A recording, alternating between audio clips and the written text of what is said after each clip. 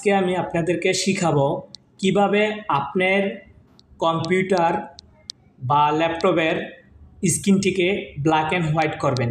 তাহলে চলুন দেখে নেওয়া যাক। এর জন্য প্রথমে আপনি ডেস্কটপের উপরে মাউসের রাইট বাটন ক্লিক করবেন, এরপরে পার্সোনালাইজ অপশনে যাবেন,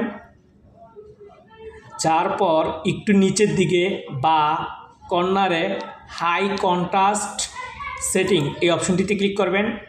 ক্লিক করে বামের দিকে কালার ফিল্টার নামে অপশনটিতে ক্লিক করবেন। ক্লিক করার পর এখান থেকে ইউজ কালার ফিল্টার এই অপশনটি বা টার্ন অন কালার ফিল্টার এই অপশনটি অফ থাকবে, অন করে দিবেন। এভাবেই আপনার কম্পিউটারের স্ক্রিনটিকে ব্ল্যাক অ্যান্ড হোয়াইট করে নিতে পারবেন।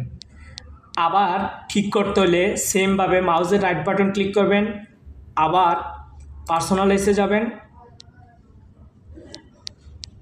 হাই কন্ট্রাস্ট অ্যান্ড সেটিংয়ে যাবেন, কালার ফিল্টারে যাবেন, একই অপশনটিকে আবার অফ করে দিবেন।